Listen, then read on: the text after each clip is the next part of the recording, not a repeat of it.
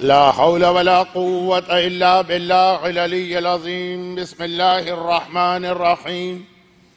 अल्हम्दुलिल्लाहिल मलिकिल हक़्क़िल मुबीन व हुवा रब्बुल आलमीन। वस्सलातु वस्सलामु अला सय्यिदिल मुरसलीन व खातमिन नबिय्यीन व रहमतिल लिल आलमीन व शफ़ीइल मुज़निबीन वल मुखातब बिताह व यासीन अबिल क़ासिम मुहम्मद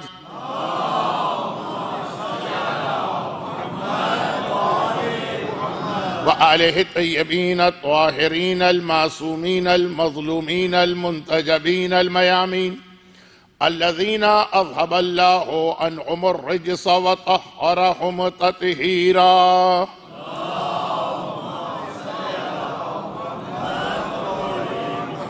सय्यमा अल इमाम अल मुंतज़र वल हुज्जत सानी अशर अल्लाहुम्मा अज्जिल लहुल फरज वलानतुल्लाहि अला अअदाइहिम अजमईन। अम्मा बादु फ़क़द क़ाल अल्लाहु अज़्ज़ा व जल्ल फ़ी किताबिहिल मुबीन व फ़ुरक़ानिहिल मतीन व क़ुरआनिहिल मजीद। बिस्मिल्लाहिर रहमानिर रहीम। व मिन आयातिहि अन ख़लक़ लकुम मिन अनफ़ुसिकुम अज़वाजा व क़ाल वल्लज़ीना आमनू बिह व अज़्ज़रूहु व नसरूहु व तबउन्नूर। सलावत।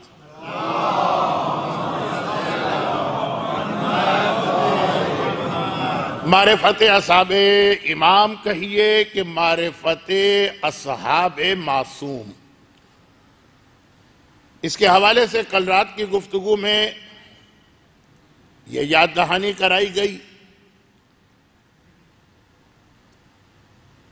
कि ख़वातीन भी असहाब की कैटेगरी में शामिल है और उनके हवाले से भी हमें ये देखना है कि चहारदा मासूमीन के साथ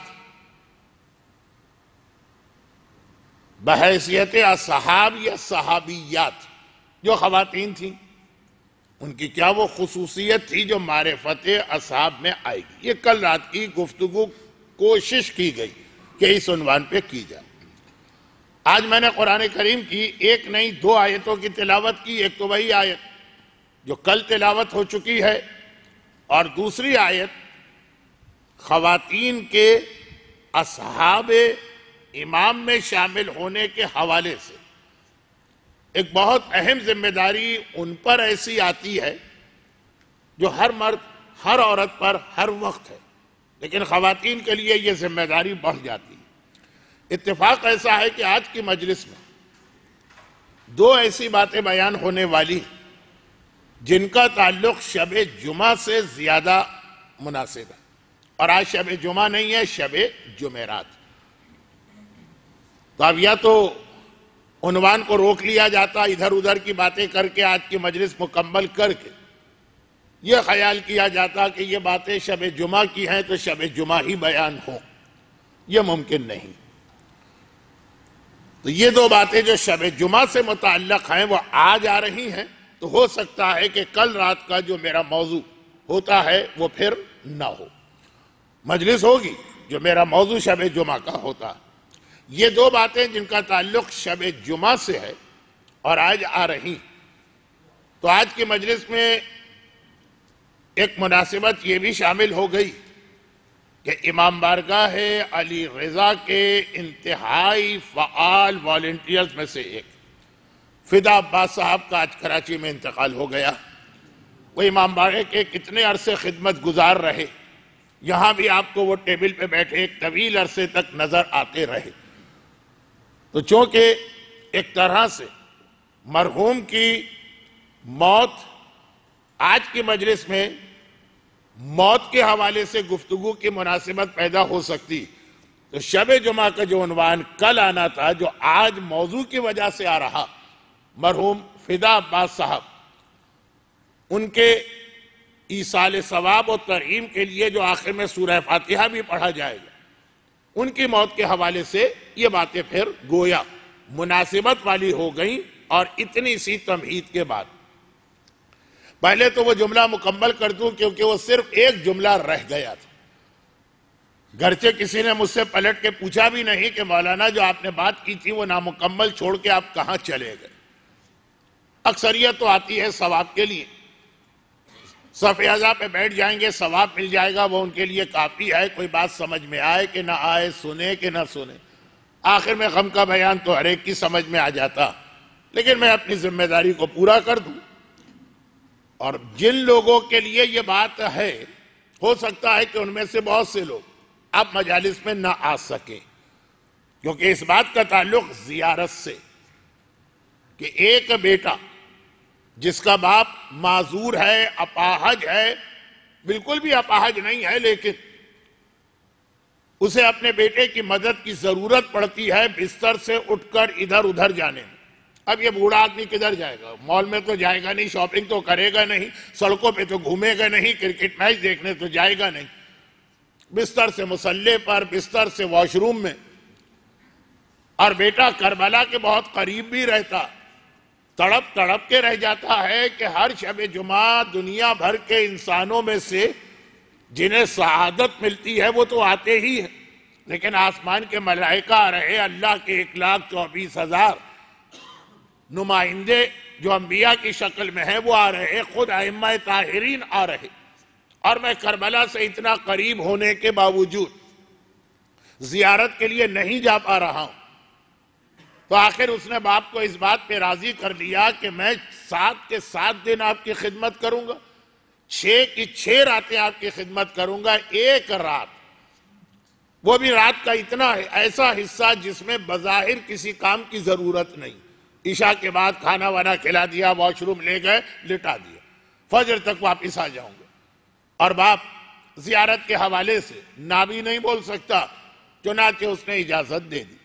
यहाँ पे एक हदीस हमारे पास आती है जो हमारे मौजू को बिल्कुल बदल भी सकती है, लेकिन मैं फिलहाल अपने मौजू को बदलूंगा नहीं, सिर्फ हदीस पढ़ के एक आध जुमले में उसकी तशरीह करके फिर इसको मुकम्मल करके जो आज का असल मौजू जिसके लिए मैंने तमहीद बांधी, अल गासिब बिल हया कल गासिब बिल जफा, एक हदीस। और हदीस का तर्जमा यह है कि जिस तरह जुल्म करके किसी का माल गस्ब करना, अगरचे इसमें लफ्ज माल नहीं है, गस्ब नाजायज कब्जा, किसी का हक मारना, इसका दायरा बहुत वसी, लेकिन फिलहाल चले माल के हवाले से बात की जाए, जो कि मैंने अर्ज किया ना कि मैं हदीस पे पूरी बात नहीं कर रहा हूं, एक आध जुमले में वजाहत कर दी। कहा जिस तरह जुल्म के जरिए से किसी का हक गस्ब करना हराम, हर एक को मालूम, हर एक को मालूम। जब फिरौन हो, समूद हो, आद का तस्करा कुरान ने किया तो वहां भी यही लफ्ज इस्तेमाल किया कि देखो ये कौम आद, ये कौम समूद, ये फिरौन, अल्लज़ीना तग़ौ फ़िल बिलाद फ़अक्सरू फ़ीहा अल फ़साद, कितना इन्होंने दुनिया में जुल्म किया, मगर इन्ना रब्बका लबिल मिरसाद, जुल्म करके जाएंगे कहां? आएंगे तो कयामत में ना, अल्लाह वहां पे बैठा इनका इंतजार कर रहा। गरचे ये लफ्ज भी इतना छोटा लफ्ज नहीं है, पुले सिरात पे अल्लाह इंतजार कर रहा, लेकिन तो ये तो फिर मौजू कहीं से कहीं जाएगा। जालिम बच नहीं सकता, जालिम अल्लाह की गिरफ्त में आएगा ही, अभी भी है, लेकिन अभी अल्लाह ने मोहलत दी। अब जुल्म करके किसी का हक दबा लिया तो हम बहुत कामयाब हो गए, और किसी ने हमें नहीं पकड़ा या हम इतने ताकतवर हैं कि कोई हम पे हाथ नहीं डाल सकता, तो हम बच निकले। ये चूंकि तकरीर के आखिर में भी ये बात आने वाली है, लेकिन वजाहत की जरूरत नहीं है। हर समझदार इंसान जानता है, चाहे मुसलमान हो कि काफिर, किसी का हक ज़ाय करना, गस्ब करना। लेकिन रिवायत है कि जिस तरह जफा, जुल्म करके किसी का हक गस्ब करो, उसी तरह अल गासिब बिल हया, किसी के हया से। ये भी आज की तकरीर का पहला हिस्सा, लेकिन अभी तो हम तमहीद में। गासिब बिल हया, किसी की हया से, शर्म से, मुरव्वत से वो हमारा लिहाज कर रहा है, इससे फायदा उठाकर उसका हक गस्ब किया जाए। बज़ाहिर जुल्म नहीं किया हमने, लेकिन हमें मालूम है कि जो अमल हम कर रहे हैं सामने वाला राजी नहीं है, लेकिन वो बेचारा क्या बोले। अब मौलाना है तो अब मौलाना कह रहे हैं ये चीज मुझे चाहिए, मना नहीं कर सकता। दोस्ती है आपके साथ, आप कह रहे हैं ये चीज मुझे चाहिए, मना नहीं कर सकता। और उसके शर्म से, हया से, मुरव्वत से, लिहाज से फायदा उठा के चीज हमने गस्ब कर दी। क्यों? तकरीबन तमाम मराजी वुजू के मसाइल में यह मसला लिखते हैं कि गस्बी पानी से वुजू गलत है। आयतुल्लाह सीसानी के इस मसले की जरा तफसील है, लेकिन चूंकि मजलिस है, मसाइल बयान करने का फोरम नहीं है। गस्बी पानी से वुजू गलत, और गस्बी पानी यह है कि मालिक की इजाजत के बगैर उसके पानी को छीन के वुजू कर रहे हैं। फिर आगे एक मसला लिखते हैं ना महाराज कि इसके अंदर यह भी आ जाता है कि मालिक से आपने पानी मांगा, आपको पता है ये दिल से राजी नहीं है। अब यह कि हम किसी का दिल चीर के देखते तो नहीं, लेकिन अंदाजा हो जाता है, बल्कि अंदाजा भी नहीं, इत्मीनान हो जाता है कि वो राजी नहीं, जिसे आजकल अंग्रेजी में एक लफ्ज के जरिए बयान किया जाता है बॉडी लैंग्वेज। मना ना नहीं बोल पा रहा है कि भाई ये वुजू के लिए पानी मांग रहे हैं, कैसे ना बोलूं, लेकिन मालूम है कि राजी नहीं है। फिर भी अगर आपने वो पानी उसके हाँ कहने के बावजूद ले लिया और वुजू किया तो वुजू गलत। वो तो राजी है, वो तो हाँ कह रहा है। नहीं, हाँ कहना काफी नहीं, अगर आपको मालूम है उसके दिल की कैफियत। यह है अल-गासिब बिल हया। इसमें बहुत ही खतरनाक एक मसला और आ जाता। मैं बहुत डर रहा हूं कि बात निकलेगी। अब हमारे पास वक्त कहां। आज के मजलिस के बाद 2 मजलिसें और दोनों ऐसी हैं जिसमें गम का ज्यादा बयान पढ़ना पड़ेगा। कल की मजलिस शहजादी सकीना की शहादत की, परसों की मजलिस 30वें की मजलिस, तो वक्त नहीं है और यह अशरा इख्तिताम पर है, इसलिए मैं बहुत रोकते हुए, लेकिन मैंने पहले भी एक मजलिस में कहा था कि कुछ छोटी छोटी चीजें अलग से मौजू बन के नहीं आ सकती। बातों बातों में जिक्र होता है, मुतवज्जे कर दूं। अल-गासिब बिल हया, किसी की चीज आपने उसकी लिहाज मुरव्वत से फायदा उठाते हुए छीनी नहीं, उसने हां भी कह दिया। और फिर वो जो सूरह नूर की आयत, मैं कहां से कहां जा रहा हूं। ये कुरान कहता है कि बगैर इजाजत किसी का माल इस्तेमाल करना गुनाह है।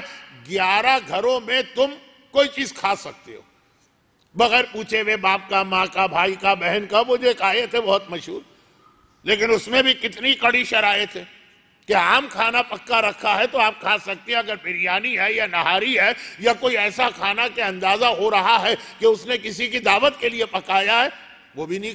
बाप के घर में, माँ के घर में, बेटे के घर में तफसीलात हैं, मसाइल बयान करने का ये मौका नहीं। पूरा महीना आपकी खिदमत हुज्जतुल इस्लाम मौलाना मोहम्मद अली नकवी साहब माह मुबारक रमजान में करते हैं। हर तकरीर के अंदर शुरू में 2 मसले तो आते हैं ना, तो ये वहां बयान होते हैं। मैं तो इशारे कर रहा हूं कि अल-गासिब बिल हया, मगर पानी, खाना, बिरयानी, नहारी, पेस्ट्री, कोई अच्छी चॉकलेट, कोई अच्छा केक, दिल नहीं जा रहा, वो किसी और मकसद के लिए लाया, आपने कहा मैं चख लूं। और लोग इसी तरह चखते हैं जैसे 22 रजब के कुंडे चखते। चखना नाम होता, पूरा पेट भर के खाया जाता, तो उसी अंदाज से चख लूं। अब वो ना भी नहीं बोल सकता, हाँ भी नहीं बोल सकता, वो आपके लिए नहीं लाया। अब ये गासिब बिल हया, इसमें 2 बड़े खतरनाक मसले आते हैं। एक का ताल्लुक माल से ही है और एक का ताल्लुक माल से भी ज्यादा अहम चीज से। माल से क्या ताल्लुक है? मीरास। अब यह है कि बहन को हिस्सा नहीं देना है, उससे एक सरसरी तौर पे इजाजत ले ली कि बाप ने शादी के मौके पे इतना जहेज दे दिया था, इतने जेवर के सेट तुम्हें चढ़ा दिए थे, अब तुम्हारा क्या हिस्सा। मैं मिसाल भी पूरी नहीं बना रहा कि कहीं वक्त आज भी मेरे हाथ से फिसल के ना निकल जाए। बहरहाल बहनों का हिस्सा माफ करा दिया जाता है। अल-गासिब बिल हया, उस शर्म और हया से फायदा उठा के कि बाप मर गया है, बाप की मैयत पड़ी है, ये कभी औरतों का महर, लेकिन बात से बात निकाल के मैं कहां जाऊंगा, आखिर वापिस तो आना है ना मौजू पर। यह है रिवायत में कि जुल्म करके तलवार लेके खड़े हो गए, कोड़ा लेके खड़े हो गए, देना पड़ेगी यह चीज। जिस तरह वो हर आदमी समझता है गलत है, उस तरह गासिब बिल हया। तो ये खास तौर पे बहनों का हिस्सा देने में हमारे पाकिस्तान में तो ये बहुत ज्यादा सिलसिला चलता है कि उनके लिहाज और मुरव्वत से फायदा उठा के उनका हिस्सा माफ करा ली। मगर मैंने कहा कि एक चीज तो इससे भी खतरनाक है, अगरचे मैं नहीं चाहता कि हमारे माशरे में मेरे किसी गलत या नामुकम्मल जुमले की वजह से मजीद खराबियां पैदा हों, लेकिन जो बिल्कुल ठीक फिकी बात है वो तो कहना पड़ेगी। और वो माल से भी ज्यादा अहम क्या चीज है? इज्जत व आबरू, आराज। अब ये कि लड़की राजी नहीं है शादी पर, लेकिन बाप का या माँ का वो दबाव कि जिसमें उसके शर्म व हया, लिहाज और मुरव्वत का फायदा उठाकर जबरदस्ती शादी करा दी जाती। इसमें बहुत तफसीलात हैं, ये जुमला अभी नामुकम्मल है, लेकिन मसले के एक पहलू की जानिब तवज्जो मबजूल कराना, यह भी अल-गासिब बिल हया में आता। और इसमें माल नहीं, इज्जत और नामूस को गस्ब किया गया है सामने वाली बच्ची की शर्म व हया से, लिहाज और मुरव्वत से फायदा उठाकर। फिर बाकी आगे तो मसले हैं कि बाद में अगर वो राजी हो जाए तो निकाह निकाह फजूली भी हो सकता है, वो सारी बहस यहाँ पे नहीं छेड़ रहा हूं। माह सफर तो आ चुका, देखते ही देखते माह रमजान आ जाएगा। इस सारे मसले इसी मस्जिद के उस कोने में बैठ के मौलाना मोहम्मद अली नकवी साहब से डिस्कस कीजिएगा, तफसील उसी में आ सकती है, मजलिस में नहीं। तो खैर, अल-गासिब बिल हया कल-गासिब बिल जफा, दायरा इसका बहुत वसी और बहुत सारी चीजें हमारे यहाँ आ जाती हैं, जिसके नतीजे में गासिब बिल हया के नतीजे में फिर आदमी बदअखलाक बन जाता, फिर आदमी बहुत रूड बन जाता, फिर आदमी उस मगरिबी तहजीब का अंदाज इख्तियार करना पड़ता कि बाप को भी मना कर देता। कब तक शर्म हया में हाँ हाँ कहता रहेगा? बाप से कहा कि मैं करबला आका हुसैन की जियारत के लिए जाना चाहता हूं, सिर्फ एक रात, वो भी आपकी सारी जिम्मेदारी अदा करके और सुबह सवेरे वापिस आ जाऊं। अब करबला और जियारत का नाम आया, कौन बाप मना करेगा?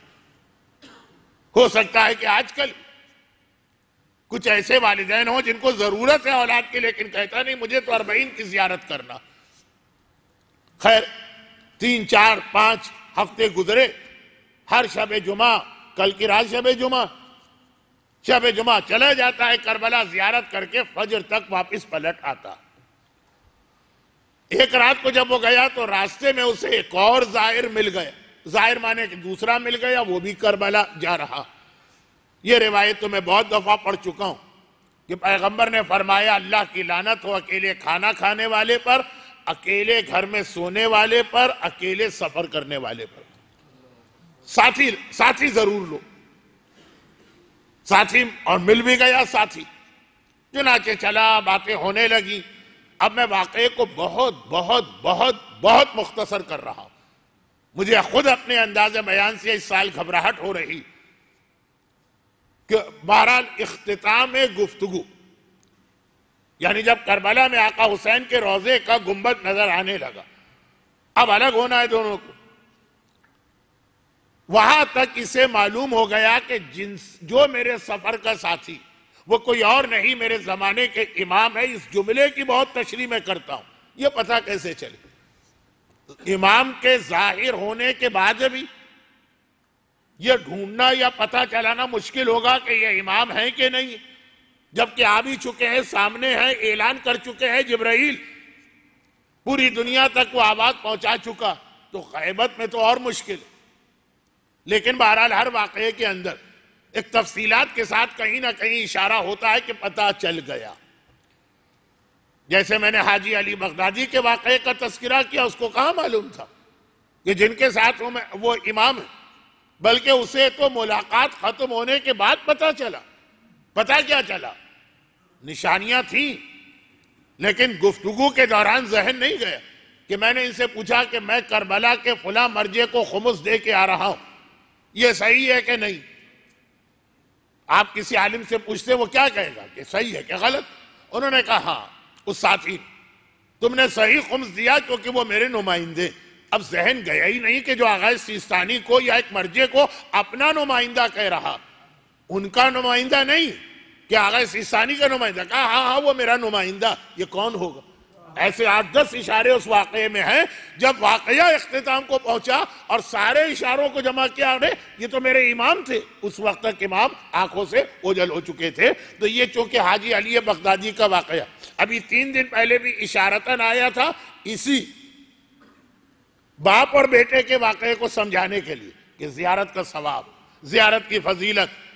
तो अब उसे, इस नौजवान को तो दौराने गुफ्तगू पता चल गया ये इमाम। 2 मरहले होते, मुलाकात होते ही पता चल जाए, दरमियान में पता चले, आखिर में पता चले, या जैसे ही वो आंखों से गायब हुए। भाई अल्लामा हिल्ली को कब पता चला कि ये मेरे इमाम है? बिल्कुल आखिर, जब इनके घोड़े का कोड़ा जमीन पे गिरा और उसने उठा के इनके हाथ में दिया। अल्लामा हिल्ली जैसे अजीम आलिम की बात हो रही है, किसी जाहिल की नहीं। और अल्लामा हिल्ली ने कहा, इतने सवाल मैंने किए, एक सवाल और कर लूं, क्या आज के जमाने में इमाम से मुलाकात मुमकिन है जबकि इमाम गैबत में? और उसने कहा, तुम मुलाकात की बात करते हो जबकि तुम्हारे इमाम का हाथ तुम्हारे हाथ में है। और ये जुमला सुना, कान खड़े हुए, इमाम जा चुके। हिल्ली जैसा अजीम मर्जे और आलिम पूरी गुफ्तगू के इख्तिताम पर इस जुमले की मदद से पहचान पाया। लेकिन खैर, ये तो बात जरा सा दिलचस्प लेकिन मौजू से हटती जा रही। इस नौजवान को आखिर तक पता चल चुका था, इमाम के जाने के बाद पता नहीं चला, आखिर तक पता चल चुका।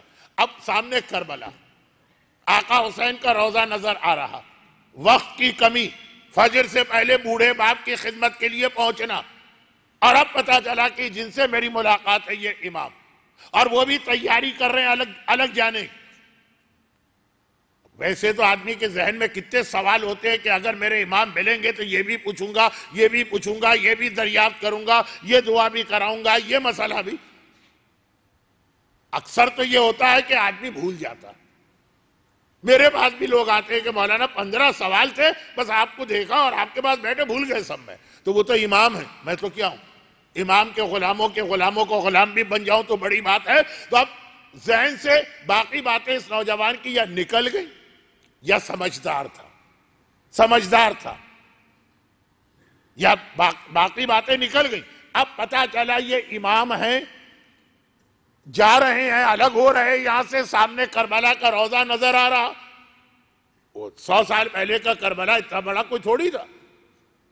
खेमागाह तक समझिए कि शहर से बाहर था, तो करबला बिल्कुल, यानी रोजा सामने, वक्त कम, रात खत्म होने से पहले वापस पहुंचना। इस टेंशन में इमाम से एक ही सवाल पूछने की गुंजाइश थी। समझदार था नौजवान, अंदाजा था कि ऐसे मौके पे क्या पूछा जाए। मैं कितने काफिलों के साथ आयतुल्लाह सिस्तानी की खिदमत में हाजिर हुआ। काफिले वालों ने कहा हमें चलना, आप भी चले। और 40 के इस रश वाले जमाने में 86 साल का एक बूढ़ा मर्द बड़ी मुश्किल से वक्त निकाल रहा है। एक काफिले के बाद 200 का दूसरा काफिला, उसके बाद तीसरा काफिला बैठा हुआ। 40 मिनट मिले, 30 मिनट मिले, 20 मिनट मिले, और सवाल क्या पूछे जाते हैं कि मसलन वुजू में 2 मरतबा चेहरा धोना सही है कि सही नहीं है, और फला मुल्क का गोश्त सही है कि सही नहीं, और फला चीज नजीस, जो उनकी हर किताब में मौजूद, जो उनकी हर वेबसाइट पे मौजूद। 30 मिनट 25 मिनट मिले हैं इन मसलों के लिए, बिलवास्ता, इनडायरेक्ट। कई मरतबा ये शिकायत आई कि ये जो इंडिया और पाकिस्तान का ओरिजिन रखने वाले जाहिरीन आते हैं, यानी ये क्या समझ के आते हैं? तौहीन के लिए नहीं कह रहा कि एक छोटी सी मस्जिद का एक तालिब इल्म भी अगर नमाज पढ़ाए, ये मसले जानता है, ये आगा सिस्तानी के लेवल पे जाके जो इतनी मुश्किल से इस बुढ़ापे में इतने जाहिरीन के दरमियान एक वक्त निकाल के दे रहे हैं। सवाल पूछने का भी एक सलीका होता, मौका होता, किस मौके पर किससे क्या सवाल किया जाए। तो अब इस नौजवान ने बहुत अच्छा सवाल किया। हम तो शायद वहां भी उलझ जाते कि भाई ये चांद का मसला हल कर दीजिए, हमारे लिए तो दुनिया का सबसे बड़ा ये मसला कि नए कपड़े पहने के पहने ना पहने, बाकी सारी चीजें हमारे नजदीक कोई अहमियत ही नहीं रखती। हम तो यही पूछते, क्योंकि वाकई आगा सिस्तानी का आधा घंटा जो बड़ी मुश्किल से इस बुढ़ापे में इतने काफिलों के दरमियान खींच तान के निकाल के दिया गया, वो सिर्फ चांद के मसले की नजर हो गई। और जबकि ये कोई नया मसला नहीं, और ऐसा भी मसला नहीं है कि जिसकी तफसीलात उन्होंने पहले से अपनी किताबों में ना लिख दी हो। इतनी जहमत भी गवारा नहीं करते कि चले उनकी किताब में ही पढ़ लें, जैसे इस्तिखारे का मसला। लेकिन खैर, मैं अब देख रहा हूं कि मैं तो बात को फैलाते फैलाते फैलाते कहीं और पहुंच गया। वापिस आता हूं, इसने एक सवाल का गोया इसके पास वक्त रह गया। इमाम जा रहे हैं, अलग हो रहे हैं, जब पता चला तब एक सवाल का वक्त रह गया। घबरा के सिर्फ एक सवाल किया, मौला आप मुझसे राजी और खुश हैं कि नहीं? अब ये वुजू, गुस्ल, तहारत, नजासत, चांद, बाहर से आने वाला गोश्त, ये सारे मसले अहम होंगे, लेकिन इतने मुख्तसर वक्त में इमाम से पूछने का ये मसला नहीं होता। मौला आप मुझसे राजी हैं कि नहीं? ये है मोमिन के लिए सबसे बड़ा टेंशन, ये फिक्र और परेशानी का इमाम राजी है कि राजी नहीं। अब कोई बहुत ज्यादा मंतिकी होगा या जरा सा सही इल्म ना रखता हो, ये पूछने की क्या जरूरत है? ये पूछना चाहिए अल्लाह राजी है कि राजी नहीं। तो भाई एक ही बात है, अगर इमाम राजी है तो अल्लाह भी राजी है, इमाम राजी नहीं तो अल्लाह भी राजी नहीं। जो पूछा उसने बिल्कुल सही पूछा। इमाम की रजामंदी में रसूल की रजामंदी भी आ गई, शहजादी की रजामंदी भी आ गई, अल्लाह की रजामंदी भी आ गई। और इमाम नाराज है तो रसूल भी नाराज है, शहजादी भी नाराज है, अल्लाह भी नाराज है। ये वाकया मैंने पिछले 1.5 साल में 50 दफा पढ़ा और उस पर यह एतराज आया। अब बदकिस्मती ये हुई कि वाकया पढ़ने के बाद एतराज हुआ तो जहां एतराज है वहां जवाब नहीं दिया। जवाब दिया इतने शरीफ मजमे में जिसको एतराज था भी नहीं। लेकिन खैर, तो बात यह हो रही, इमाम ने कहा तेरा एक अमल हमें बहुत तकलीफ पहुंचाता। देखिए, लफ्ज नाराज अलग चीज है और तकलीफ पहुंचाना अलग चीज। दुख, तकलीफ, ये नाराजगी से हट के एक चीज है और ज्यादा खतरनाक चीज है, लेकिन अब समझाने की जरूरत नहीं। तड़प गया ये नौजवान, मेरा इमाम मुझसे ये कह दे कि तेरा एक अमल मुझे तकलीफ पहुंचाता है। मौला वो क्या अमल? कहा ये जो तू हर शब जुमा मेरे दादा के रोजे की जियारत को आता। अब ये हालात ऐसे हैं कि मैं इस जुमले को अपने अंदाज में वाजे नहीं कर सकता। इमाम फरमा रहे हैं, कोई दुश्मन अहले बैत नहीं कह रहा, मुतवक्किल नहीं कह रहा कि तुम आते हो तो हमें तकलीफ पहुंचती है। इमाम फरमा रहे हैं, जो खुद हुसैन, जिनकी रगों में हुसैन का खून है, जिनका गोश्त हुसैन का खून है, जो करबला में कल रात शबे जुमा 1,24,000 अंबिया का इस्तेकबाल करेंगे, ये मेरे दादा के जाहिर, जो कल रात को 13 मासूमीन का इस्तेकबाल करेंगे, या 12 मासूम आका हुसैन तो वहां है कि ये जाहिर है, वो कह रहे हैं कि तेरी जियारत ये मुझे तकलीफ पहुंचाती। तड़प गया मौला, जियारत, आपके जद की जियारत। हर आदमी तो खुश होता, कोई आकर आपसे कह दे, मुझसे कह दे कि मौलाना मैं गया था फला कब्रिस्तान में, आपके बाप की कब्र नजर आई, एक फातिहा मैंने पढ़ी, खुश होता है कि इसका मुझसे बज़ाहिर कोई खूनी रिश्ता नहीं है और ये इतना मेरे बाप का ख्याल करके आ गया। और यहाँ इमाम कहा कि हाँ, जब तू यहाँ जियारत को आता है तेरा बाप वहां अकेला रह जाता और उसे जो तकलीफ होती, भाई वॉशरूम या बैतुल खला जाना रात के 12 बजे जरूरत हो सकती है, या तो वो सर्दी में बूढ़ा बाप बुढ़ापे के अंदर अपने आप पे कंट्रोल करते हुए तेरा इंतजार करे। ये आसान नहीं होता है सर्दी के अंदर इस तरह से इस हाजत को रोकना एक बूढ़े आदमी के लिए।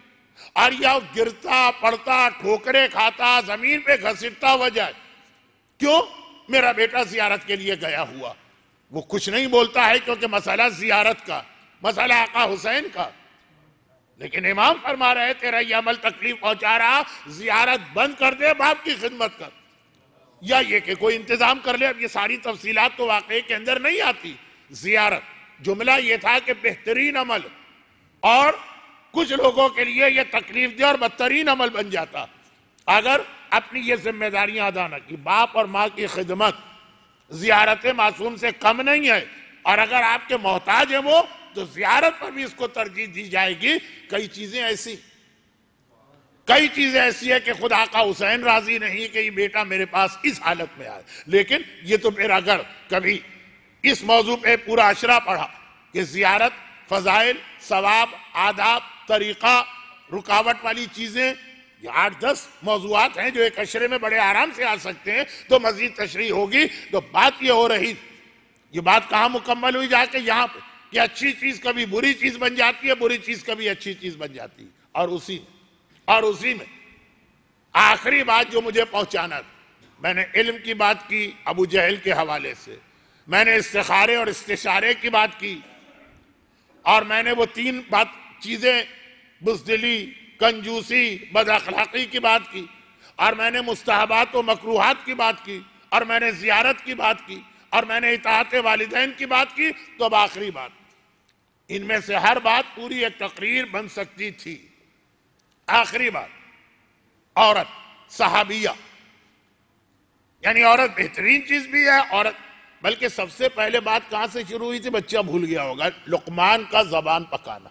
और औरत, अल्लाह के रसूल की हदीस, या रसूल अल्लाह आप तो मेराज के इतने हालात बता रहे हैं, इतने हालात बता रहे हैं, और आपने कहा कि आखिर में मैंने जन्नत का भी दौरा किया, जहन्नम को भी बाहर से देखा। क्योंकि ये अल्फाज लोग भी बाज़ औक़ात एतराज कर करके हमें संभल के चलना सिखा देते। मैंने इससे पहले जुमला पढ़ा, जन्नत का भी दौरा किया, जहन्नम का भी दौरा किया। अच्छा, रसूलुल्लाह को भी जहन्नम में पहुंचा दिया। ये तो उनसे भी एक कदम आगे निकले, जो खाली अल्लाह का पैर जहन्नम में पहुंचाते थे, तो पूरे रसूलुल्लाह जहन्नम में चले गए। खैर, तो इसीलिए मैंने कहा बाहर से दौरा किया। दौरा किया जाता है ना, अखबारात में खबर होती है, फला हुक्मरान ने सैलाब ज़दा इलाके का फजाई दौरा किया, हेलीकॉप्टर में बैठे हैं, दूर भी हैं, देख भी रहे हैं। अब आप कहेंगे मौलाना हमारा टाइम, उन मोमिनीन को दुआ दीजिए कि जो पूरी तकरीर भूल के एक लफ्ज को पकड़ लेते हैं। खैर, तो अब खुलासा ये कि पैगंबर से पूछा गया, या रसूल अल्लाह, जहन्नम में जो आप गए, जहन्नम के 2 हिस्से, हर एक को मालूम होना चाहिए। एक असली जहन्नम है, वो हमेशा रहेगी, एक टेम्परेरी जहन्नम, वो एक छोटा सा जैसे लेबर कैंप वगैरह होता है ना, कि कुछ अरसे के लिए है, जब काम खत्म होगा वो तोड़ दी जाएगी, वो जहन्नम। ये शब जुमा वाली बातें आज कुछ आ रही है ना, और ये है साहिबान ईमान के लिए। साहिब ईमान उस जहन्नम में तो जाएगा ही नहीं कि खालिदीना फिया, हमेशा हमेशा उसमें रहे। ये उससे मिला हुआ एक छोटा सा कैंप बनाया गया है आर्जी तौर पर। तो या रसूल अल्लाह, इसमें आपको अक्सरियत किसकी नजर आई, ज्यादा कौन थे? पैगंबर ने कहा औरतें। या रसूल अल्लाह, औरतें? मैं बहुत अपने आप पे कंट्रोल करके रिवायतें मुख्तसर कर रहा हूं। क्या इस वक्त मैं खुद अपना इम्तिहान दे रहा हूं, वरना मैं इतने मशहूर अहम रिवायतें इतनी शॉर्ट करने का आदी नहीं। या रसूल अल्लाह, ये औरतों की अक्सरियत जहन्नम में क्यों गई? पैगंबर ने कहा 2 वजूहात से। नंबर 1, जबान। लुकमान का जबान का वाकया शुरू हुआ, सारी मिसालें देते हुए घूम के हम औरत की जबान पे आ गए, लुकमान की जबान से औरत की जबान तक। कहिए, जबान अच्छी औरतों के सारे अमाल को जाय करने का सबब बन जाती है। मर्दों की भी जबान कम नहीं है आजकल। नहीं मौलाना, हम तो जबान खोलते ही नहीं। अरे भाई, जबान नहीं खोलते, लेकिन व्हाट्सएप पे जो आपके जुमले हैं, जो ईमेल पे आपके जुमले हैं, जो फेसबुक पे आपके जुमले, तो ये दोगे ना, कसम खाएगा आज तक तो मैंने अपनी जबान से किसी की बुराई नहीं की। और फेसबुक पे माँ बहन की गालियां लिखी हुई है, वो मौलाना जबान से कोई थोड़ी कहा हमने। खैर, तो खुलासा ये है कि जबान, औरत की जबान। यहां पे एक बात और मैं बहुत अहम कह दी, और ये बात बहुत तफसील तलब है आजकल के दौर में, लेकिन शारजा के लिए तफसील तलब नहीं, बल्कि शायद बात मोमिन मुझसे कहे कि मौलाना इसमें एक जुमले की भी जरूरत नहीं, हमारे बच्चे वैसे ही हमारे कंट्रोल से निकल रहे हैं। वो ये कि वालिदैन का इतना एहतराम बताने के बाद, जो कई तकारीर में इस साल भी मैंने इशारा किया, क्योंकि बच्चे आजकल बदतमीज होते जा रहे हैं, वालिदैन का एहतराम नहीं करते। वो जो किसी अंग्रेज का जुमला है ना, बच्चे अल्लाह की एक नेमत है, बच्चे एक पैगाम है कि अल्लाह अभी इस दुनिया से मायूस नहीं हुआ, वह उनमें सिर्फ एक खराबी है, वो ये कि वो बड़े हो जाते हैं। अब यही बच्चे जो इतने सादतमंद हैं, बड़े होके और शादी होने के बाद वालिदैन को जो रंग दिखाते हैं, ओह मैं कहीं और चला, वापिस आ रहा हूं, ये तो बात मैं आधी भी नहीं कह पाऊंगा और बाकी बातें रह जाएंगी। तो एक चीज वालिदैन से भी इस्लाम ने कही, और ये बहुत अहम चीज, कि तुम भी अपने बच्चों का एहतराम करना सीखो। हमारे यहां भी वालिदैन की सबसे बड़ी गलती औलाद के हवाले से है वालिदैन की जबान। वो समझती है कि मैं मां हूं, मुझे हर इख्तियार है अपने छोटे से लेके बड़े और जवान बच्चे तक की, जब चाहे मैं तौहीन कर सकती हूं। वो चुप, फला तकुल लहुमा उफ, उफ भी नहीं बोले। और यही बाप का मसला है। मासूम की एक हदीस है, अपने बच्चों की भी इज्जत करना सीखो, उन्हें भी एहतराम देना। गालम गलौज उनके साथ भी जायज नहीं। नौजवान बच्चे की या बच्ची की गैरत को बेदार करके तवक्को करो कि तुम्हारा एहतराम करे। खतरनाक मौजू, ज्यादा इस तफसील में मैं जाना नहीं चाहता। जो वैसे ही हाथ से निकले हुए बच्चे हैं और ज्यादा हाथ से निकल जाएंगे, लेकिन ये भी एक मसला है। तो अल्लाह के रसूल ने कहा औरतों को जबान की वजह से मैंने देखा। अब औरतों में मां भी आ गई, बहन भी आ गई, बीवी भी आ गई, और वो भी आ गई जो पहले कोई सोच भी नहीं सकता था। बेटी, बेटियां बाप से मोहब्बत करती, बेटियां वालिदैन का एहतराम करती। इंतहाई नाकारा और नालायक होते हैं बेटे, एक आध अच्छा निकलता है, बेटियां हमेशा अच्छी होती। लेकिन आजकल वालिदैन के मुकाबले में जिस तरह से बेटियों को बगावत पे खड़ा किया जा रहा, और कौन खड़ा कर रहा है? वही शैतान जो आपके घरों में एंटीना और एरियल के नाम से आके बैठा हुआ। ट्रेनिंग दी जा रही है ड्रामों में कि वालिदैन से बदतमीजी कैसे की जाए, घर छोड़ के कैसे भागा जाए। अब ये भी एक बहुत अहम मौजू है, लेकिन मेरा यही मसला कि एक बात पूरी नहीं होती और दूसरी उससे अहम बात आ जाती है, वो भी नामुकम्मल रह जाती है। तो बेटियां तक अब आ गई। अब पैगंबर की हदीस अब मुकम्मल हुई है। मां वो तो बच्चों के साथ बदज़बानी करना अपना मां होने का हक समझती है, और फिर बीवी, और फिर बेटियां। ये आजकल की बेटियां हैं जो जिस तरह से खाली ड्रामों में नहीं देखा। अभी पढ़ रहा था आज के अखबार में कि कल लाहौर हाई कोर्ट के अहाते में मां और बेटी के दरमियान जो धक्कम पेल, मुक्का मुक्की, मार पीट, बाल नोचे, और ये बेटी और मां के दरमियान।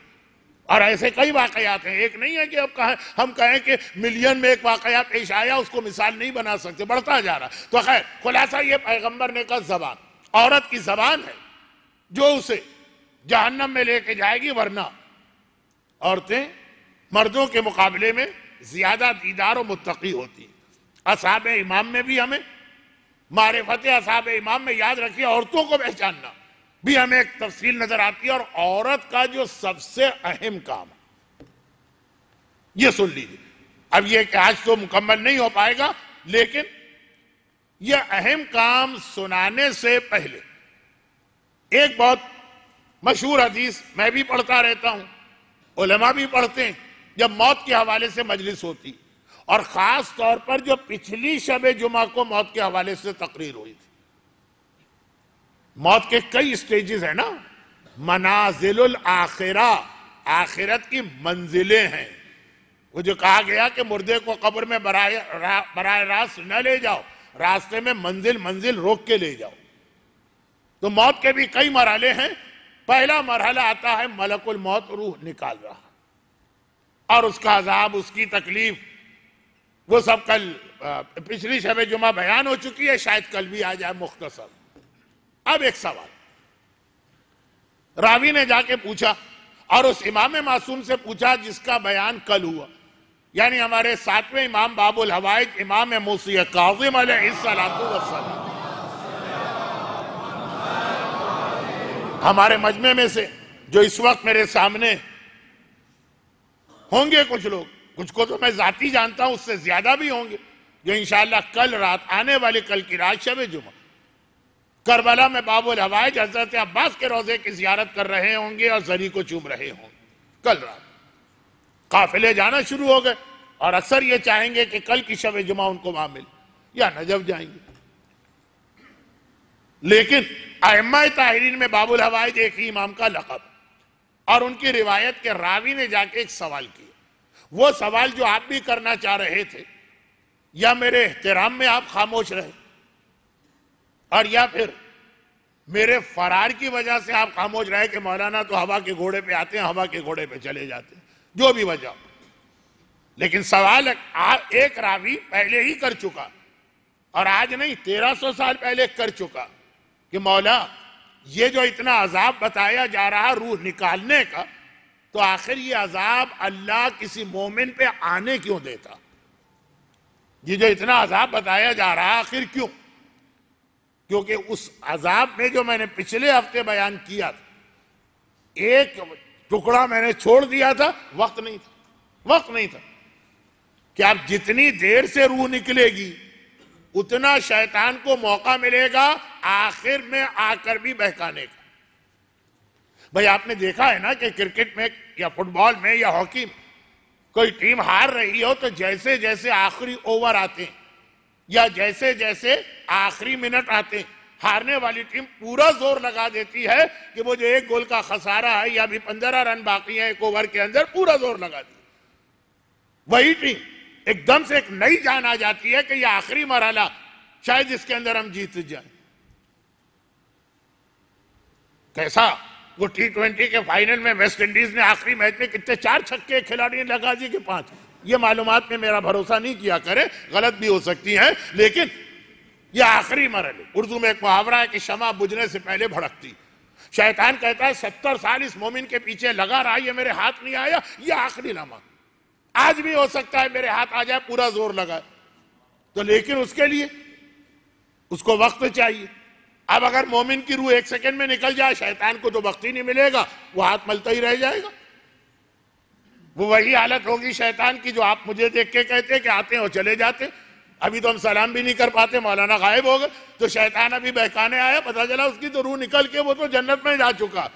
और जितना देर लगेगी रूह निकलने में उतना शैतान को टाइम मिल गया। अब आखिरी ओवर की 6 बॉलें कितनी अहम होती हैं, उसके अंदर अगर नालायक बॉलर 4 नो बॉल करके 6 को 10 का ओवर बना दे तो सामने वाली टीम को कितना फायदा हो जाता है। अच्छा, अगर ये क्रिकेट की मिसालें मैं गलत दूं तो मुझे माफ कर दीजिएगा, कुरान हदीस की गलती पे पकड़िएगा, क्रिकेट की गलती पे नहीं पकड़िएगा। लेकिन ऐसे नालायक बॉलर 6 बॉलों के ओवर को 12 का बना दिया, नो बॉल करके। अब ये मोमिन मर रहा, शैतान बहकाने आ रहा। अगर 1 सेकंड में इसकी रूह निकल जाए, शैतान तो हाथ मलता रह जाएगा। और अगर इसकी रूह निकलने में 2 घंटे लग गए, अच्छी तरह से शैतान को मौका मिलेगा। इस तरह से भी बहकाओ, उस तरह से भी बहकाओ, हर तरीका इख्तियार कर लो, वक्त है। तो नाखून से घुटने और घुटने से रान और रान से पेट और पेट से सीना और सीने से गर्दन और गर्दन से आके देर हो रही है ना रूह निकलने में। तो रावी ने आके सवाल किया, मौला आखिर काफिर, मुशरिक, मुनाफिक, दुश्मन अहले बैत, उसके साथ ये हो तो समझ में आता, मोमिन इसकी रूह फौरन क्यों नहीं निकल जाती? इमाम ने उस जमाने की मिसाल दी जो ये बच्चे नहीं समझेंगे। इसमें अगर कराची के कुछ बच्चे हैं तो उनके वालिदैन उनको धोबी घाट ले जाके एक दिन दिखा दें तो शायद समझ में आएगा। पहले जमाने में खाली धोबी घाट ही होते थे, ये वॉशिंग मशीन, ये लॉन्ड्री, ये सब। अच्छा, वक्त तो है नहीं, मैं और जाय कर रहा हूं। तो अब इमाम ने मिसाल दी जो हर आदमी अपनी आंखों से रोज देखता। इमाम ने कहा, तूने देखा है ना कि जो धोबी दरिया में या नहर के किनारे खड़े होकर कपड़े धोते हैं,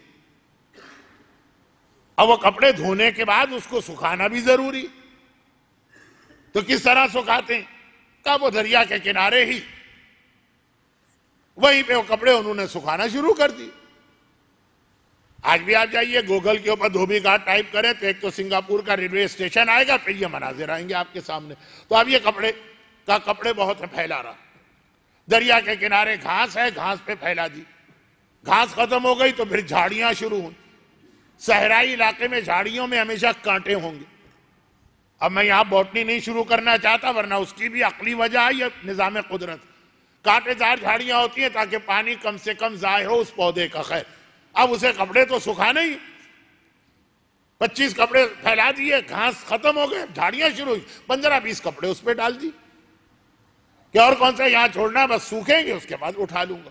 अचानक इत्तला मिली कि आंधी चल रही है, बड़ी तेज हवाएं आ रही, गर्दबाज, साइक्लोन, पता नहीं टॉर्नेडो, कौन कौन से लफ्ज आजकल इस्तेमाल होते हैं। अब वो घबरा गए, कपड़े तो सारे उड़ जाएंगे। आदमी उड़ जाता है, वो क्या करेगा, वो सारे कपड़े समेटेगा। ऐसे वक्त में जब आंधी सर पे आन पहुंची, उस वक्त तरीका क्या होता है? तरीका उस वक्त कोई कोई एहतियात के साथ चीजें जमा करने का नहीं होता है। उस वक्त होता है कि बस जल्दी जल्दी हाथ मारो, जितना हाथ में आ जाए वही गनीमत। घर में आग लग जाए तब भी आदमी यही करता, ये नहीं करता है कि आग लगी जलते हुए कमरे में गए एक चीज उठाई। हाँ, इसकी वैल्यू तो बनती है 200 दिरहम, अब पुरानी है तो 100 दिरहम हो गई, इसको रख दो। अच्छा चलो वो चीज उठाओ। इतनी देर में तुम खुद सर से पैर तक जल भुन के राख हो जाओगे। जो हाथ में आया उठा के फेंका, जो हाथ में आया उठा के फेंका, जो हाथ में आया, यही तरीका होता। ये बहुत बड़े एतराज का जवाब। ये अल्लामा मजलिसी ने बिहार में इतनी ज़ईफ़ हदीसें क्यों लिख दी? हालात देखे थे हदीसों को किस तरह जलाया जा रहा था। अल्लामा को क्या मालूम था कि मेरी जिंदगी कितनी? नहीं मालूम था ना। जितना वक्त मिला जो भी हदीस है उसे ले लो, जमा कर लो। ये बाद में देखते फिरेंगे कि इसमें मोतबर कौन सी है, ज़ईफ़ कौन सी है, झूठी कौन सी है। ऐसा ना हो एक एक हदीस की रिसर्च में पता चले कि जिंदगी खत्म हो गई, 15 ही हदीसें जमा कर सके। तो ये एक एतराज होता है कि अल्लामा मजलिसी जैसे आलिम की किताब में ज़ईफ़ हदीस क्यों आ गई। बात कहां से कहां पहुंच गई? धोबी से। कपड़े उड़ने वाले, हवा चलने वाली है। घबरा के भागा के कपड़ों को जितने समेट सकता है समेट ले। क्या करेगा?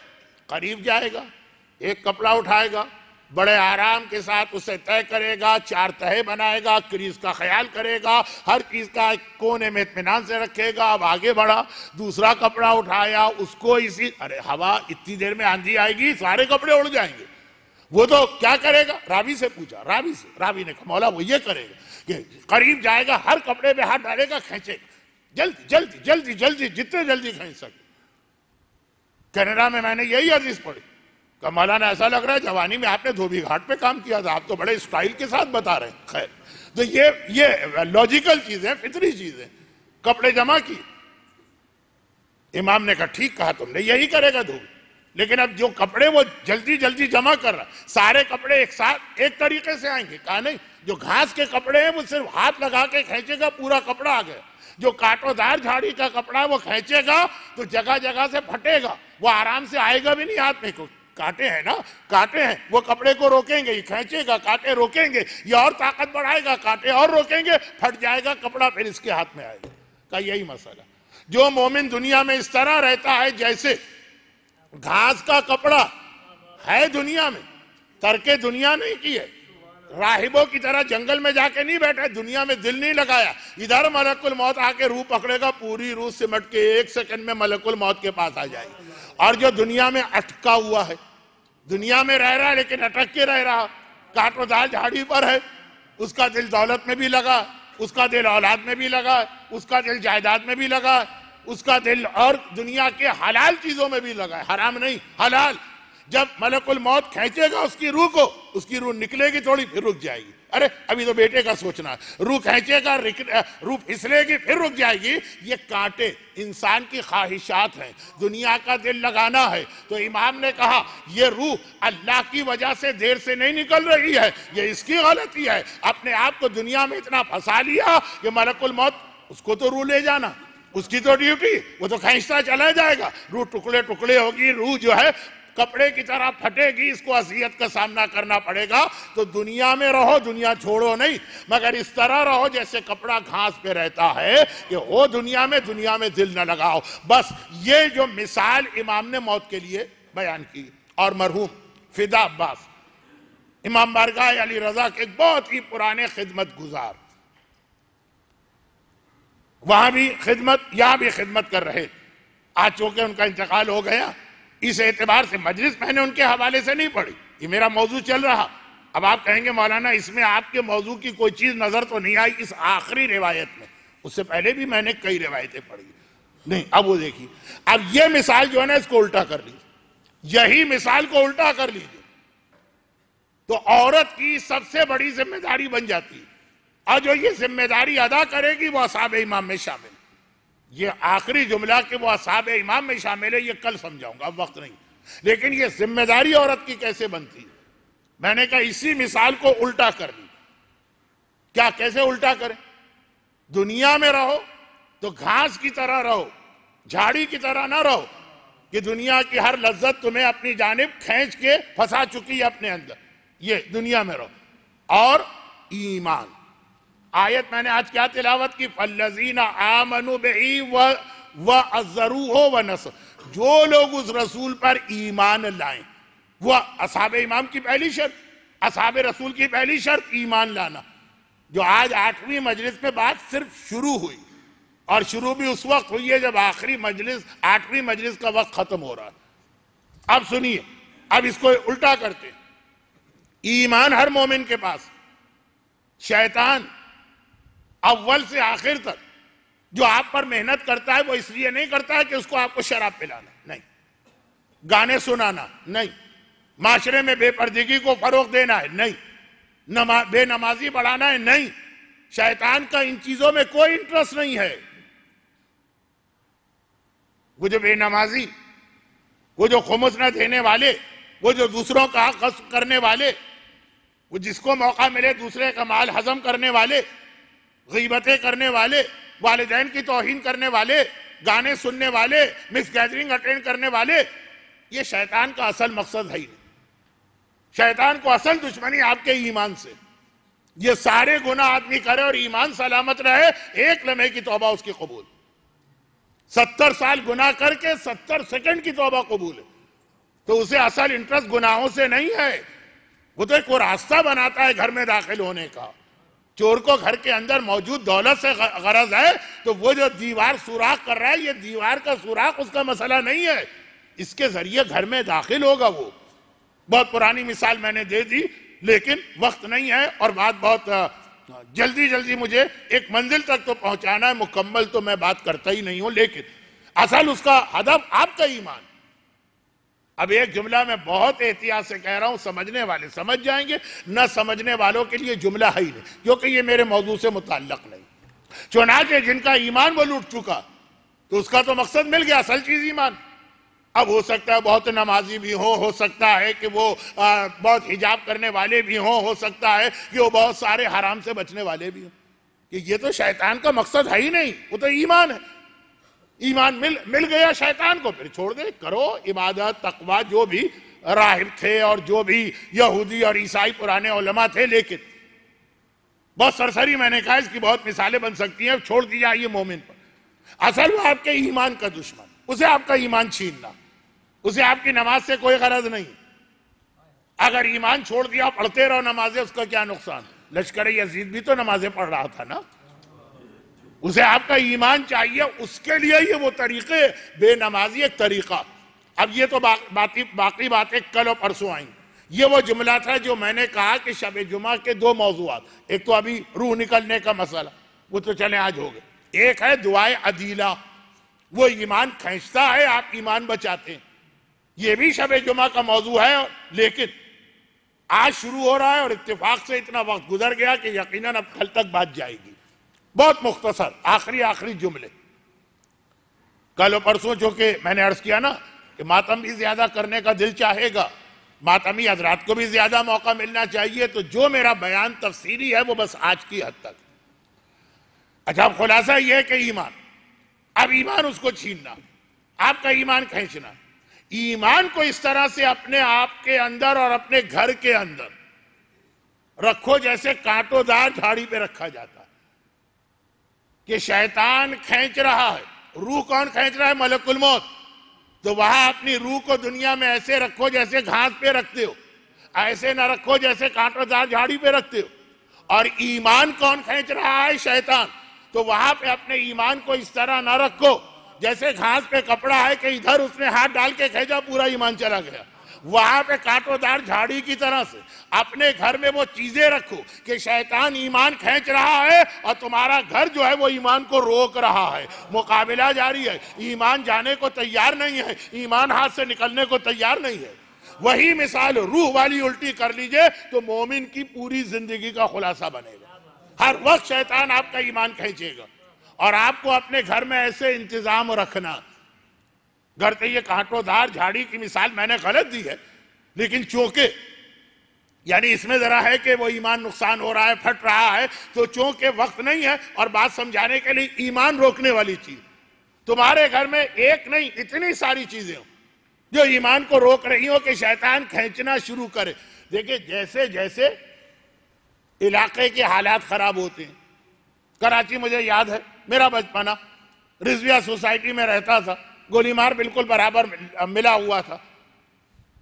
मुझे याद नहीं, और एक दिन की बात नहीं कर रहा हूं, 10-12 साल, कि कभी भी दिन तो दिन, रात को भी हमारे घर का दरवाजा बंद हुआ और दरवाजा क्या था, एक हल्का सा पापड़ की तरह से किवाड़ लगा। एक महीने हमारे यहां बहस होती थी, अरे खुदा का कयामत करीब आ गई है। क्यों, क्या हुआ? कहा कल वो सहन में लोटा रखा था, कोई लोटा चुरा के ले गया। एक 4 आने का लोटा या 2 आने का लोटा चोरी हो गया ऐसे घर से जिसका दरवाजा भी खुला हुआ। तो कयामत करीब नजर आने लगी थी उस जमाने के लोगों। और आज 10-10 आपके रास्ते में रुकावटें होंगी तब आप अपने भाई के या बेटे के घर में जा सकेंगे। या भी कैमरे लगे हैं, वहां भी दरवाजे बंद है, ऊपर से वो दरवाजा खोलेगा, उसके घर में जाइए तो आगे ग्रिल का दरवाजा होगा, उसके पीछे एक मजबूत दरवाजा होगा, उसके अंदर भी लॉक लगे हुए। जैसे जैसे हालात खराब होते, आपके घर में ईमान को बचाने के लिए, ईमान को रोकने के लिए, ईमान निकलने ना पाए, इतनी चीजें होनी चाहिए कि शैतान मुसलसल खींच रहा है और आप उसको रोक रहे हैं। लेकिन अब आपके पास इतना वक्त इसलिए नहीं है कि आप पर अल्लाह ने रोजी कमाने की जिम्मेदारी वाजिब की है। ये जिम्मेदारी औरत पे है कि तू घर में बैठी है, अपने घर में हर लम्हे ये ख्याल रखना। फिर अर्ज कर दूं कि शैतान का मकसद समझिए, आपकी नमाजों से शैतान को चिढ़ नहीं, आपके रोजों से शैतान को दुश्मनी नहीं। आप ईमान छोड़ के नमाज रोजा कीजिए, शैतान कभी भी आपको नहीं बहकाएगा। और रखो रोजा ईमान, और उसको रोकने वाली चीज का नाम औरत। अब बाकी जो है ये बहुत अहम मंजिल पे बात आ गई, बशर्ती कि औरत खुद ठीक हो। और अगर औरत ही शैतान की एजेंट बन गई, कराची में मिसालें मैं कराची की दे रहा हूं, हो सकता है इसमें से भी कुछ मिसालें मुझे इस तरह नहीं देनी चाहिए। कराची में बैंक की वो डकैतियां बहुत कामयाब होती है जिसमें बैंक का कोई आदमी मिला हुआ होता, करोड़ों की नहीं अब अरबों की बात होती। तो अगर औरत तो खुद ही शैतान की एजेंट बन गई और शैतान की नुमाइंदगी कर रही है तो उसका काम कितना आसान हो गया। जिसे ईमान को रोकना था, अपने नहीं पूरे घर के, कू या अय्युहल्लज़ीना आमनू कू अनफुसकुम व अहलीकुम, ऐ ईमान वालों अपने और अपने अहलो अयाल के ईमान को बचाना। ये घर, और यहां पे घर की मलिका औरत को सिर्फ इसलिए नहीं कहा गया कि वो बेहिजाब घर से निकलना चाहे, आप कहें मलिका का ऑर्डर आ गया, ऑर्डर ऑफ द क्वीन, चले जाओ, मैं बोल सकता हूं। उसने कहा कि अपनी मां को निकाल बाहर फेंको, मैं नहीं रह सकती तेरी मां के साथ इस घर में, निकालो इसे। आपने कहा ऑर्डर आ गया है, क्वीन का ऑर्डर, वो तो मानना ही पड़ेगा। इसलिए मलिका नहीं कहा, इसलिए मलिका कहा है कि उसको अपने पूरे घराने के ईमान को बचाना। और औरत का यह रोल इतना अहम, मारिफत असहाब इमाम। अब बिल्कुल आखिरी 2 स्टेजेस हैं, एक जुमला अभी से कह दूं, कल जो शहादत की रात है, कल की रात यहां शहादत हजरत सकीना की मजलिस होगी। शहादत की जो रात है, जिसकी शहादत है औरतों की कैटेगरी में, वो आता है जिहाद। वो जिहाद औरतों की, तो हमारी मजलिस का रुख वहीं जा रहा, शहजादी सकीना का जिहाद और उनके साथ खानदान की सारी औरतों का जिंदान में बैठ के रोना, ये औरत का जिहाद है। लेकिन आज जो जुमला आखिरी है वो ये, आखिरी जुमला मसाहिब से पहले का वो ये कि जिसने औरत की इस अहमियत को कम समझा, अहमियत नहीं दी। जैसे हमारे यहां बहुत सारे मर्द, उन्हें पता ही नहीं औरत का रोल कितना अहम है और उसकी असल जिम्मेदारी क्या है। अरे मर्दों को छोड़े, खुद औरतों को नहीं पता कि अल्लाह ने हमें किस ड्यूटी के ऊपर रखा। जब भी आप किसी इदारे में ज्वाइन करते हैं, आपको नौकरी दी जाती है, ज्वाइन आप करते हैं तो बताया जाता है तुम्हारी जिम्मेदारी क्या है, तुम्हें यह काम करना है, यह नहीं करना। औरत को भी पूछना है अल्लाह से कि मुझे क्या ड्यूटी देके इस दुनिया में भेजा गया। औरतों को भी नहीं पता और मर्दों को भी, जिसके नतीजे बाज लोग औरतों को बहुत कमजोर समझते हैं इस हवाले से, और फिर वो ऐसी मुंह की खाते हैं कि यजीद की तरह से उनका नाम दाखिले दुचनाम हो जाता।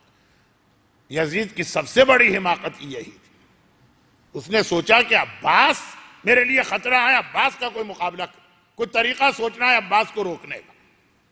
उसने सोचा हुसैन मेरे लिए खतरा है, हुसैन को रोकने का कोई तरीका सोचो। उसने सोचा बनी हाशिम के जवान मेरे लिए मसला है, इनको कैसे रोका जाए। उसने सोचा कि ये जो असहाबे इमाम मर्द आ रहे हैं मुख्तलिफ शहरों से, आका हुसैन का खत बसरा भी गया, आका हुसैन का खत मसलन कूफा भी गया, इन्हें रोको। वो जो सारी नाकाबंदी रास्ते में हुई वो इन्हीं मर्दों को रोकने के लिए। और जो 30,000 से 3 लाख का लश्कर, 30,000 की रिवायत ज्यादा मोतबर, करबला में भेजा गया, वो किसके लिए भेजा गया? वो ज़ैनब के लिए नहीं भेजा गया, वो जवानाने बनी हाशिम के लिए भेजा गया। वो असहाबे इमाम का मुकाबला करने के लिए भेजा गया। तो यजीद की भी सारी तवज्जो किस पर है? मर्दों पर। ये मेरे लिए खतरा, इनका मुकाबला कैसे करें? औरतों को तो उसने कोई मसला समझा ही नहीं। और यही वजह है कि जरा भी अगर उसके ख्याल में ज़ैनब उसके लिए कोई चैलेंज बनती तो मैदान करबला से गिरफ्तार करके मदीने उनके घर भिजवा देते। तो बाजारों में, दरबारों में, शहरों में, करियों में, जगह जगह जो ज़ैनब को लेके गया, खाली लेके नहीं गया है। अगर खाली ये जुमला होता तब भी मेरी बात साबित नहीं थी। नऊज़ु बिल्लाह एक ऐसा लफ्ज इस्तेमाल कर रहा हूं जो उर्दू में तो बहुत ही बुरे माने देता, अरबी में इतने बुरे माने नहीं देता है, लेकिन फिर भी अरबी में भी यह लफ्ज बुरा चौथे इमाम ने इस्तेमाल कर दिया। उकादो जलीला, हमें जलील करके ले जाया जा रहा, खाली ले नहीं जाया जा रहा। क्यों जलील करके ले जाया जा रहा? क्यों? क्योंकि यजीद के ख्याल में ये तो कमजोर औरतें हैं, ये मेरा क्या बिगाड़ सकती है, जितना भी इन पे जुल्म करूं। वो यही समझ रहा है कि मेरा कोई नुकसान ही नहीं है। और जितनी बड़ी शिकस्त यजीदियत को शाम में हुई वो तो करबला में भी नहीं हुई। तो जिसने भी औरत के इस रोल को कम समझा, चाहे वो खुद औरतें क्यों ना हो, उसने यजीदियत की सुन्नत पे अमल किया और उसका अंजाम भी वही होगा जो यजीदियत का अंजाम हुआ। मैंने ये नहीं कहा वो यजीद है, मैंने कहा उसका अंजाम भी वही होगा। ये हुसैन की फौज का एक एक बच्चा, हुसैन की फौज की एक एक बच्ची, हुसैन की फौज की एक एक खातून अपनी जगह इतना मुकम्मल जिहाद कर रही। और जैसा कि हम में से हर एक जुमला कहता है उसे मुकम्मल कर दो ना। जुमला यह कहा जाता है करबला में आका हुसैन इस्लाम और ईमान बचाने गए थे, इस्लाम को बचाने गए थे ना, ईमान इस्लाम का ही हिस्सा। तो कूफा और शाम में भी ज़ैनब इसी काम के लिए गई थी। जो औरत का रोल मैंने बताया, कल आपके घर की औरतों की बात शुरू होगी, मेरे घर की औरतों की बात, आज हुसैन के घर की औरतें। मगर ये याद रखिए कि ये जो करबला की बीवियों का रोल या जिहाद है, खाली करबला में इस्लाम नहीं बचा, इसमें कूफा और शाम भी शामिल कीजिए। ये जो जिहाद है ना, जिसमें खवातीन का हिस्सा बहुत नुमायां, तो खवातीन से आपके जहन में जो खवातीन आ रही हैं ना, उस लिस्ट को जरा सा बढ़ा लीजिएगा। कूफा और शाम के बाजारों और दरबारों में जो जिहाद किया वो ज़ैनब ने भी किया, कुलसूम ने भी किया, लैला ने भी किया, फरवा ने भी किया, रबाब ने भी किया, फातिमा कुबरा ने भी किया, सकीना ने भी किया। ये सारी खवातीन, इसमें एक नाम और बढ़ा लीजिए, तब जाके ये जिहाद मुकम्मल होगा और औरत के जिहाद की असल अहमियत आएगी। वो नाम किसका?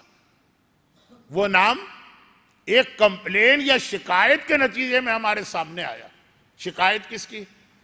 देखिए, जालिमों का हमेशा एक मसला रहा, हमेशा एक मसला रहा, और वो ये कि अहले बैत पर जुल्म करने के लिए वो दुनिया भर के वैशी, जंगली, खूंखार तरीन आदमियों को ढूंढ के लाते थे। मगर जब वो अहले बैत की अजमत को, अहले बैत की इस्मत और तहारत को और अहले बैत की मजलूमियत को देखते थे, तो वो वैशी दरिंदे, वो खूंखार जालिम, वो बदल जाते थे और अहले बैत का कलमा पढ़ने लगते थे।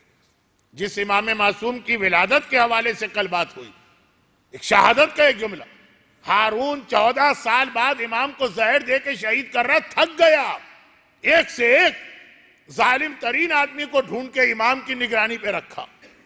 चंद दिन गुजरते हैं वो इमाम का कलमा पढ़ने लगता। थक गया मैं, कहां से अब लेकर आऊं जालिम इंसान, शहीद कर दो ताकि मसला खत्म। मुतवक्किल अब्बासी ने, जाहिर आज है कुछ जो कल वहां पहुंच चुके होंगे, करबला में आका हुसैन की कब्र पे बैल चलाना चाहे या दरियाए फुरात बहाना चाहे, ये बाद में था। पहले फौज भेजी और एक से एक जालिम और खूंखार हुसैन की कब्र पे ये लोग पहुंचे, कब्र का नामो निशान मिटाना चाहे, इतने मोजिजे देके हर एक हुसैन का कलमा पढ़ रहा। तो ये मुस्तकिल ऑन गोइंग प्रोसेस था। जालिम से जालिम आदमी को ढूंढो इनकी कैद के लिए।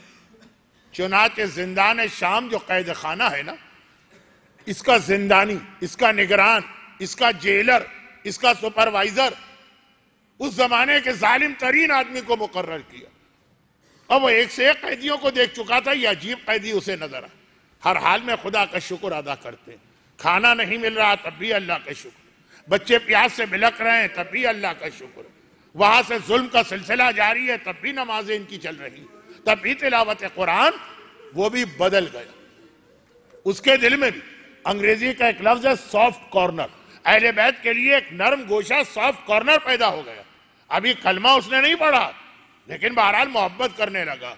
एक दिन वो आता है आका सज्जाद के पास, करबला में जिन खवातीन ने जो जिहाद किया उस लिस्ट में एक नाम को बढ़ाना है आज। एक मर्तबा आता है और आने के बाद कहता है फर्जंद रसूल, जब मुझे ये ड्यूटी दी गई थी तो मैं आप अहले बैत से सबसे ज्यादा दुश्मनी और नफरत करता था और आज मैं आपका चाहने वाला बन गया हूं। लेकिन मौला सिर्फ एक दरखास्त, एक कंप्लेन, एक शिकायत, मौला आपको पता है कि हाकिम कितना जालिम, जिसने रसूल की औलाद का ख्याल न किया वो मेरी औलाद का क्या ख्याल करेगा। अगर उसे ये इत्तला मिल गई तो वो मुझे तो मारे ही मारेगा, कत्ल करेगा, मेरे पूरे खानदान को खत्म कर देगा। मौला सज्जाद ने चौंक के देखा, कहा तेरा अंदाज बता रहा है तुझे हमसे कोई शिकायत हो गई है, बता तुझे क्या शिकायत। कहा मौला मैं इतनी रियायत और नरमी आपको देता हूं, आप में से कोई बीबी उठ के रात को बाहर निकल जाती और वो सड़क के किनारे बैठ के सारी रात मातम करती रहती है। अगर यजीद के महल तक की आवाज पहुंच गई तो यजीद मेरा पूरा घराना तबाह होगा। मौला बस इतनी मेहरबानी कीजिए, बीबियों को मना कर दे वो कैद खाने से बाहर न जाए। आका सज्जाद, एक बीबी का नाम आपको करबला के मुजाहिदीन की फहरिस्त में शामिल करना।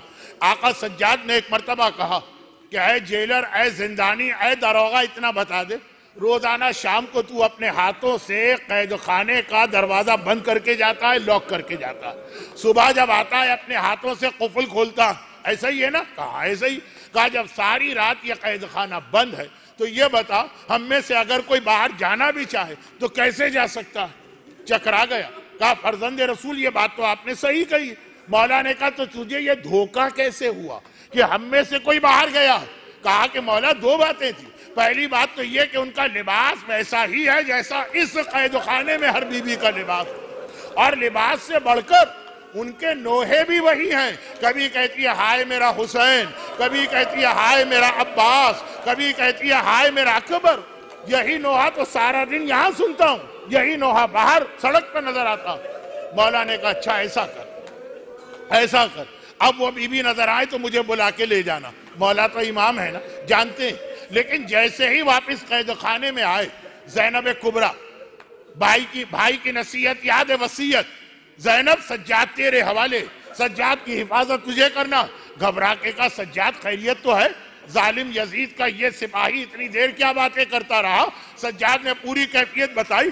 ज़ैनब हैरान हो गई। कहा सज्जाद बेटा अरे वो कौन बीबी है, अब अगर वो नजर आए तो अकेले न जाना, मुझे भी ले जाना। वही रात है, आधी रात का वक्त है। एक बार वो जेलर दौड़ा दौड़ा आया। कहा फर्जंद रसूल चले चल के देख लें, आज भी कैद खाने के बाहर लबे सड़क वही बीबी बैठी हैं और रो रही हैं। सज्जाद ने आवाज दी फूफी अम्मा आइए चले, आइए चले, दोनों भतीजे फूफी भतीजे चले। सज्जाद जानते हैं इसलिए एक जगह जाके रुक गए, जिंदानी को दूर लेके चले गए। ज़ैनब आगे बढ़ी, देखा सड़क के ऊपर एक नकाब पोश मौसमा बैठी हैं। हाय मेरा लाल, हाय मेरा असगर, हाय मेरा अब्बास, हाय मेरा हुसैन कह के मातम कर रही हैं। ज़ैनब आगे बढ़ी, हाथों को जोड़ा, कहा बीबी पहले तो अली की बेटी आपका शुक्रिया अदा करती है, कि जिस लुटे घर का किसी ने मातम न किया, आपने मेरे लुटे घर का मातम किया। ज़ैनब आपका शुक्रिया अदा करने आती है। और फिर जरा ये बता दीजिए आप हैं कौन जो मेरे लुटे घर का मातम कर रही हैं? नकाब के पीछे से आवाज आई, ज़ैनब इस घर का मातम मैं ना करूं तो कौन करेगा? ज़ैनब और घबरा गई। कहा बीबी आपकी ये आवाज तो जानी पहचानी लग रही है, इससे पहले भी मैंने सुनी है, जरा तारुफ कराइए। बीबी ने देखा दाएं बाएं कोई नहीं है, रात का अंधेरा है। चेहरे से नकाब को हटाया। ज़ैनब बेटी अपनी माँ फातिमा को नहीं पहचानती? अरे मैं तेरी माँ फातिमा, करबला से शाम तक हर मंजिल पे तेरे साथ। अजरुकुम अल्लाह। एक सूरह फातिहा की इल्तिमास है मरहूम फिदा अब्बास के इसाले सवाब और बुलंदी दरजात के लिए। बिस्मिल्लाहिर्रहमानिर्रहीम अल्हम्दुलिल्लाहि रब्बिल आलमीन अर्रहमानिर्रहीम मालिकि यौमिद्दीन इय्याका नअबुदु व इय्याका नस्तईन इहदिनस सिरातल मुस्तकीम सिरातल लज़ीना अनअमता अलैहिम गैरिल मग़दूबि अलैहिम वलद्दाल्लीन। परवरदिगारा साहिबान ईमान के इस गिरिये का वास्ता गम हुसैन के सिवा इन्हें दुनिया और आखिरत की हर परेशानी से महफूज फरमा। खुदाबंदा जिन मरहूम के लिए इसाले सवाब किया गया, इमाम बारगाह अली रज़ा के इतने फ़आल वॉलंटियर और कारकुन, इन मरहूम को खुसूसन और हमारे तमाम मरहूमीन को आले इल्लीन में अहले बैत अतार से मुल्हक़ फरमा। खुदाबंदा मेरे मजलूम आका सैयद साजिदीन की बीमारी का वास्ता हमारे तमाम बीमारों को, खुसूसन 3 साल का कोई बच्चा है कैंसर डायग्नोज हुआ है, खुदाबंदा इन सबको शिफाए कामिला अता फरमा। खुदाबंदा हम सबको उस इस्लाम पर जिसकी खातिर इतनी कुर्बानियां दी गई, खुद और अपनी औलाद को अमल करवाने की तौफीक अता फरमा। ज़ुहूर इमाम ज़माना में ताजील फरमा।